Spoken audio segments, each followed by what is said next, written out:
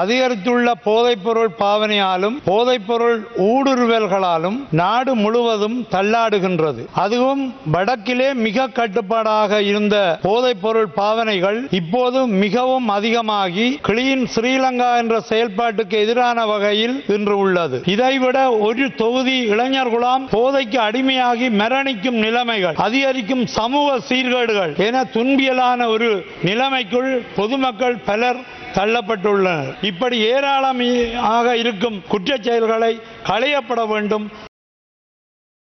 என்னை பொறுத்தமட்டிலே இந்த வரவு செலவு திட்டத்திற்கு நான் ஆதரித்து வாக்களித்ததன் நோக்கம் என்னவென்றால், எங்களுடைய வன்னி மாவட்டத்திலே இன்றைக்கும் மனதிலே வடுக்களை சுமந்து திரிகின்ற எங்களுடைய மக்களுடைய வாழ்வாதாரத்தை, எங்களுடைய மக்களுடைய எதிர்காலத்தை நிர்ணயிக்கின்ற அந்த குடும்பங்கள் சுதந்திரமாக நடமாடக்கூடிய வகையிலே பணம் ஒதுக்கப்பட்டிருக்கிறதை அந்த அடிப்படையிலே தான் வாக்களித்தேன். ஜனாதிபதி அவர்கள் தேர்தல் காலத்திலும் அதன் பின்பும் இந்த ராணுவம் முப்படைகளும் பிடித்திருக்கிற காணிகளை விடுவிப்பதாக சொன்னதை நடைமுறைப்படுத்தப்பட வேண்டும் என்று நான் இந்த சபையிலே கேட்டுக்கொள்ள விரும்புகின்றேன்.